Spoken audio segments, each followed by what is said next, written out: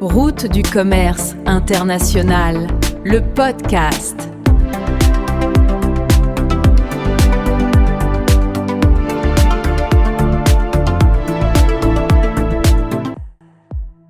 Bienvenue sur Route du commerce international, votre podcast. Dans l'épisode du jour, nous allons accompagner au mieux la transition du secteur logistique vers l'ère du numérique. Car derrière chaque marchandise, il y a un système complexe, longtemps resté traditionnel.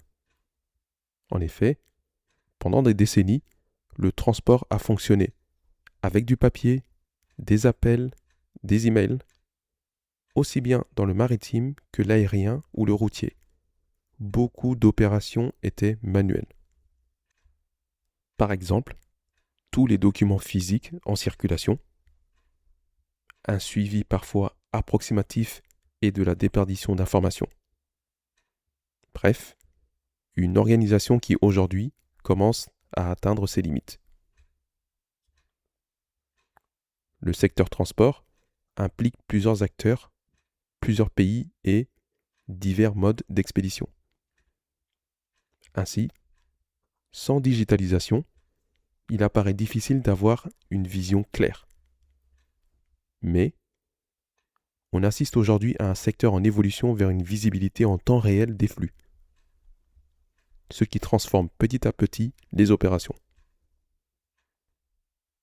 Grâce aux outils digitaux, les conteneurs peuvent à présent être suivis en direct. Dans le maritime, on va chercher à localiser la position du navire, ainsi que l'avancement du trajet et les temps de passage prévus dans les prochains ports. En routier, il est possible de géolocaliser les camions, ce qui constitue une révolution dans le pilotage de suivi des transports. L'aérien, en revanche, a déjà un temps d'avance du fait qu'il soit déjà possible depuis plusieurs années de suivre la progression d'un vol. Toutefois, la durée en vol étant relativement courte, l'avion a le temps d'arriver avant que les opérateurs se mettent à suivre sa progression. Chaque mode avance donc à son rythme. Autre révolution qu'entraîne la digitalisation dans son sillage, c'est la fin progressive du document papier. En effet, les documents clés deviennent digitaux. Par exemple, le bill of lading électronique ou les documents de douane numérisés. Effet immédiat, moins de risques de perte ou d'erreur. Et à la clé, une rapidité accentuée. La digitalisation permet également une meilleure communication grâce à un partage instantané des informations entre les acteurs. Car le transport va impliquer les armateurs, la douane, les transitaires, les transporteurs et les ports. Une autre des conséquences de la digitalisation, et non des moindres, reste l'automatisation.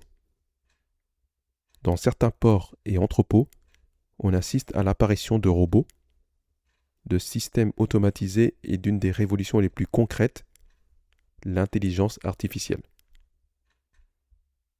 On se dirige donc bien vers un secteur transport plus intelligent.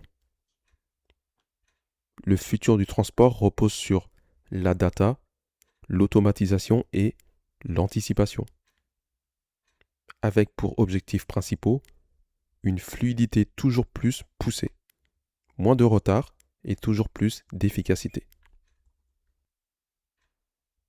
En conclusion, la digitalisation du transport n'est pas juste une évolution. C'est avant tout une transformation du secteur, une modernisation des opérations et une révolution que l'on peut qualifier de silencieuse. Dans le prochain épisode, nous parlerons du futur du commerce international. À bientôt sur Route du commerce international, le podcast.